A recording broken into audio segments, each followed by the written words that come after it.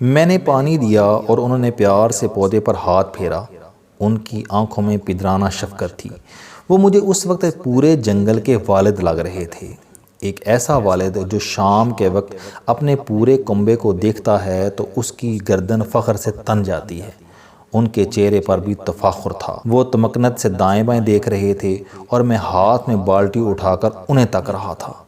جنگل بہار کی پہلی بارش سے مہک رہا تھا۔ پرندے ہمارے سروں پر چہچہا رہے تھے اور پھول، ہاں، وہ ہمیں دیکھتے تھے اور مستی میں سر دھنتے تھے۔ میں نے بالٹی نیچے رکھی اور ایک لمبی سانس لی۔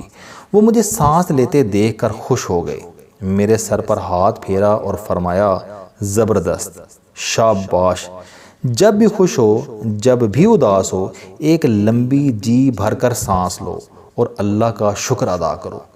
یہ سانس اللہ کا سب سے بڑا انعام ہے، یہ زندگی ہے۔ ہم ماں کے پیٹ سے باہر آ کر سب سے پہلے لمبی سانس لیتے اور پھر چیخ مارتے ہیں۔ یہ پہلی سانس اللہ کا شکر ہوتی ہے اور یہ پہلی چیخ زندگی کا اعلان۔ میں آج تمہیں دعا کی قبولیت کی 2 گھڑیاں بتاتا ہوں۔ آپ جی بھر کر لمبی سانس کھینچو، اتنی لمبی کہ مزید سانس کی گنجائش نہ رہے۔ اس کے بعد سانس کو ہولڈ کرو اور سانس خارج کرنے سے پہلے دعا کرو۔ یہ دعا ضرور قبول ہوگی۔ آپ نے اکثر سنا ہوگا کہ انسان کو مظلوم اور بلی کی بد دعا سے بچنا چاہیے۔ یہ بات درست ہے، کیونکہ مظلوم انسان اور بلی ہمیشہ ہوکے کے درمیان بد دعا دیتے ہیں۔ یہ سانس کھینچتے ہیں اور بد دعا دیتے ہیں۔ ہندو جوگی اکثر اپنے بالکوں سے کہتے ہیں، تم روتے ہوئے بچے اور بین کرتی ہوئی عورت سے بچو۔ یہ ہمیشہ تیز تیز سانس کے درمیان بد دعائیں دیتے ہیں اور یہ قبولیت کا وقت ہوتا ہے۔ اور دوسرا، جب بچہ پہلی چیخ مارتا ہے تو وہ دعا کی قبولیت کا لمحہ ہوتا ہے۔ ہم کیسے ہیں، ہم اچھے ہیں یا برے، اس کا فیصلہ عموماً ہماری ماؤں کی وہ دعائیں کرتی ہیں جو اس وقت ان کے دل، ان کی زبان پر آتی ہیں۔ جب ہم دنیا میں آ کر پہلی چیخ مارتے ہیں، یہ ہماری زندگی کا حساس ترین وقت ہوتا ہے۔ ہماری ماں اس وقت ہمارے بارے میں جو سوچتی ہے، ہم زندگی میں وہ بن جاتے ہیں۔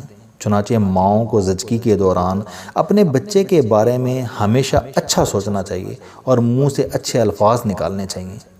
وہ رکے، لمبا سانس لیا، شکر الحمدللہ کہا اور آہستہ آواز میں بولے، میں جب بچہ تھا اور اپنے شیخ کی خدمت میں مصروف رہتا تھا تو میرے شیخ اکثر اوقات اپنے ان مریدوں کے گھروں میں ڈیرے ڈال لیتے تھے جہاں بچے کی امید ہوتی تھی۔ وہ عموماً زچگی کی راتوں میں ساری رات نوافل پڑھتے تھے۔ میں اکثر دیکھتا تھا، ہمیں جب زنان خانے سے نومولود کے چیخنے کی آواز آتی تھی تو میرے شیخ پر وجد طاری ہو جاتا تھا اور وہ زور زور سے فرماتے تھے، یا اللہ مجھے روحوں کا علم دے دے، یا اللہ مجھے روحوں کے علم سے نواز دے۔ وہ یہ دعا اس وقت تک کرتے رہتے تھے جب تک بچے کی چیخیں بند نہیں ہو جاتی تھیں۔ وہ اپنی مریدنیوں سے بھی فرماتے تھے، بیٹا تمہارے بچوں کا مقدر تمہاری زبان پر لکھا ہے۔ تم جب انہیں جنم دیتی ہو تو اس وقت تم ان کے لیے جو مانگتی ہو اللہ وہ ان کے نصیب میں لکھ دیتا ہے۔ وہ یہ بھی فرمایا کرتے تھے کہ میری بیٹی روتے وقت اپنے بچوں کے بارے میں برا نہ سوچا کرو، تمہاری یہ بری سوچ تمہارے بچوں کے لیے بد دعا بن جاتی ہے۔ وہ سانس لینے کے لیے رکے اور پھر فرمایا، آپ نے اکثر بزرگوں سے سنا ہوگا کہ انسان اللہ تعالیٰ سے رو کر جو کچھ مانگتا ہے اللہ اسے دے دیتا ہے۔ یہ بات درست ہے، اللہ تعالیٰ واقعی روتے ہوئے انسان کی دعا سنتا ہے، لیکن ہم نے کبھی اس کی وجہ تلاش کی؟ نہیں تلاش کی۔ اس کی وجہ بہت سیدھی سادی ہے، ہم انسان روتے وقت تیز تیز سانس لیتے ہیں۔ ان سانسوں کے درمیان ہمیں ہوکا لگ جاتا ہے اور اس ہوکے کے درمیان بولے ہوئے لفظ دعا یا بد دعا بن جاتے ہیں۔ وہ رکے اور پھر بولے، یوگا کا پورا سسٹم اس اصول پر چل رہا ہے۔ یوگی اپنے مسئلے ذہن میں بٹھا لیتے ہیں، سانس کھینچتے ہیں اور اپنی پوری توجہ اپنے مسئلے پر مرکوز کر دیتے ہیں۔ سانس کے درمیان توجہ کا یہ نقطہ دعا بن جاتا ہے اور یوں ان کے مسئلوں کی گرہیں کھلنے لگتی ہیں۔ سانس اتنی اہم ہوتی ہے، میرا مشورہ ہے کہ دن میں کم از کم 10-15 مرتبہ پیٹ بھر کر سانس لیا کرو اور اس دوران توبہ اور شکر ادا کیا کرو۔ یہ دونوں افضل ترین عبادتیں بھی ہیں اور شاندار دعائیں بھی۔ وہ رکے، لمبی سانس لی اور آگے چل پڑے۔ ہماری اگلی منزل پانی کی چھوٹی سی نالی تھی۔ وہ نالی کے کنارے بیٹھے، تھیلے سے کھرپا نکالا اور نالی کو بڑا کرنے لگے۔ میں بھی ان کے ساتھ لگ گیا۔ ہم نالی کو پانی کے بہاؤ کے رخ کھلا کرتے رہے۔ نالی چیڑ کے درخت کے قریب پہنچ کر ختم ہو گئی۔ وہ وہاں رکے، کولوں پر ہاتھ رکھ کر اٹھے اور دائیں بائیں دیکھنے لگے۔ چیڑ کے بڑے درخت کے قریب سے پانی کی ایک چھوٹی سی خشک لکیر جھاڑیوں کی طرف جا رہی تھی۔ وہ اس لکیر پر چلنے لگے۔ لکیر جھاڑیوں کے قریب پہنچ کر رک گئی۔ وہ نیچے بیٹھے، کھرپے سے جنگلی گھاس کو دائیں بائیں کیا اور کہکا لگا کر بولے، اوئے تم یہاں چھپے بیٹھے ہو؟ میں نے نیچے جھک کر دیکھا، وہاں ایک چھوٹا سا پودا تھا۔ وہ مسکرا کر بولے، جنگلوں میں چیڑوں کو پانی کی ضرورت نہیں ہوا کرتی۔ پانی کے یہ نالیاں ان ننھے اور کمزور پودوں کے لیے بنتی ہیں۔ میں نے نالی کو چیڑوں پر ختم ہوتے دیکھا تو مجھے محسوس ہوا کہ پانی کا یہ عمل صرف یہاں ختم نہیں ہو سکتا، کوئی اور بھی ہے جسے بہار کے اس موسم میں پانی کی ضرورت ہے، اور ہم نے اس بیچارے کو تلاش کر لیا۔ آؤ ہم اب اس کے مقدر کے پانی کا بندوبست کرتے ہیں۔ وہ اس کے بعد اٹھے اور کھرپے سے پانی کی خشک لکیر گہری کرنے لگے۔ میں بھی ان کے ساتھ لگ گیا۔ ہمیں اس کام میں 20 منٹ لگ گئے۔ ہم اٹھے تو گھاس میں دبے اس پودے کے لیے پانی کی باقاعدہ نالی بن چکی تھی۔ انہوں نے صرف نالی نہیں بنائی تھی بلکہ پودے کے گرد اگی گھاس بھی ہٹائی اور پانی کے آگے جانے کا راستہ بھی بنایا۔ ہماری مشقت ختم ہو گئی۔ ہم نے اپنے تھیلے اٹھائے اور واپسی کا سفر شروع کر دیا۔ میں نے راستے میں ان سے پوچھا، ہم پچھلے 15 دنوں سے یہ مشقت کر رہے ہیں۔ ہم نے 2 کنویں صاف کیے، ہم مٹی نکالنے کے لیے خود کنویں میں اترے، ہم نے مارگلا کے کریشنگ یونٹ کے خلاف درخواست بھی دی، ہم نے 3 ملزموں کی ضمانت بھی دی، ہم نے ایک گاؤں میں پانی کی پائپ لائن بچھائی، ہم نے ایک اسکول میں استاد کا بندوبست کیا، ہم نے 15 دنوں میں 400 پودے لگائے، ہم نے درجنوں مریضوں کو دعائیں لے کر دیں، ہم نے ایک بچی کا جہیز بھی جمع کیا۔ یہ کام اچھے ہیں، یہ چیریٹی ہے، اور یہ چیریٹی ہمیشہ اچھی ہوتی ہے۔ لیکن ان کا روحانیت کے ساتھ کیا تعلق ہے؟ روح کا کھیل تو مختلف ہوتا ہے اور اس کے لیے مختلف قسم کی ٹریننگ اور مختلف قسم کی ایکسرسائز ہوتی ہے۔ یہ چیریٹی ورک اس میں کسی جگہ فٹ نہیں ہوتا۔ وہ مسکرائے اور رکے اور ایک چٹان پر بیٹھ گئے۔ ہمارے درمیان چند لمحے خاموشی رہی اور پھر وہ آہستہ آہستہ بولے، آپ فرض کرو آپ کسی مکان میں کرایہ دار ہیں۔ آپ مکان کو انجوائے کرنا چاہتے ہیں۔ آپ یہ بھی چاہتے ہیں کہ آپ ٹوٹی کھولیں تو پانی آ جائے، آپ چولہے کی ناب گھمائیں تو گیس آ جائے، آپ بٹن دبائیں تو بجلی آن ہو جائے، اور آپ چٹکی گھمائیں تو پنکھا چلنے لگے، اور آپ جب چاہیں آپ کو گرم پانی مل جائے، اور جب خواہش کریں آپ ٹھنڈا پانی لے لیں، تو آپ کو کیا کرنا ہوگا؟ وہ خاموش ہو گئے۔ میں نے چند لمحے سوچا اور جواب دیا، مجھے ادائیگی کرنا پڑے گی۔ انہوں نے ہاں میں سر ہلایا اور بولے، بالکل درست، آپ کو پے کرنا پڑے گا۔ ہم دنیا کی تمام سہولتیں رینٹ پر لیتے ہیں۔ ہمیں بجلی، پانی اور گیس رینٹ پر ملتی ہیں۔ ہمارے پاس اگر گھر نہیں تو ہم یہ بھی رینٹ پر حاصل کرتے ہیں۔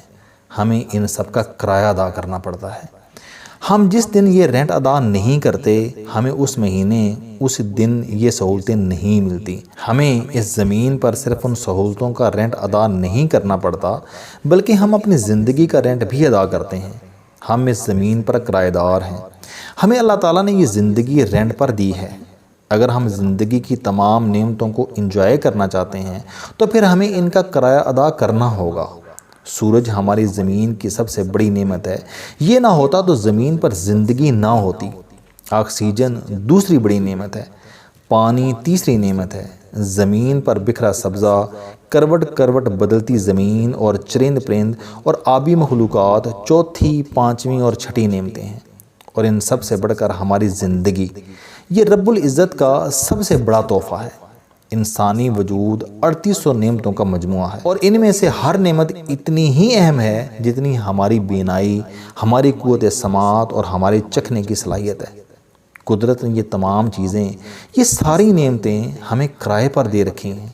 ہم اگر ان نعمتوں کا رینٹ ادا نہیں کریں گے تو کیا ہوگا؟ ان نعمتوں کی سپلائی بند ہو جائے گی یا پھر ان کی راشنگ ہو جائے گی، اور اگر یہ ہو جائے گا تو پھر ہمارا اطمینان قلب کم ہو جائے گا۔ آپ فرض کیجئے آپ کسی مکان میں کرایہ دار ہیں اور آپ کرایہ ادا نہیں کر رہے، تو اس کا نتیجہ کیا نکلے گا؟ آپ اس مکان میں اطمینان سے نہیں رہ سکیں گے، آپ کے دل پر ہر وقت اندیشوں کے بادل منڈلاتے رہیں گے۔ وہ رک گئے۔ میں نے ان سے اتفاق کیا۔ وہ ذرا سا رک کر بولے، روحانیت اطمینان قلب کا نام ہے۔ یہ مضطرب دلوں میں بھڑکی آگ کو ٹھنڈا کرتی ہے، اور یہ صرف ان لوگوں کو نصیب ہوتی ہے جو اپنا رینٹ وقت پر ادا کرتے ہیں، جو قدرت کی دی نعمتوں کا کرایہ بر وقت دیتے ہیں۔ میں نے بے چینی سے کروٹ بدلی اور عرض کیا، جناب یہ کرایہ کیا ہے؟ وہ مسکرائے اور فرمایا، زبان پر شکر اور ہاتھ سے فلاح۔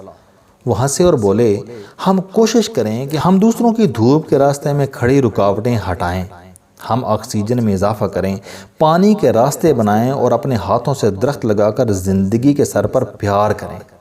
یہ زندگی کا ہمارے ذمہ کرایہ ہے۔ ہم جو یہ کرایہ ادا کرتے جائیں گے، ہمارے اطمینان قلب میں اضافہ ہوتا جائے گا، اور یہ اطمینان قلب ہمیں روحانیت کے دروازے تک لے آئے گا۔ وہ اٹھے، لمبا سانس لیا، شکر ادا کیا اور فرمایا، چلو ہم اپنے ذمے کا رینٹ ادا کریں، زبان سے اللہ کا شکر ادا کریں اور ہاتھوں سے دوسروں کے راستے کی رکاوٹیں دور کریں۔ میں اٹھا اور ان کے پیچھے پیچھے چل پڑا۔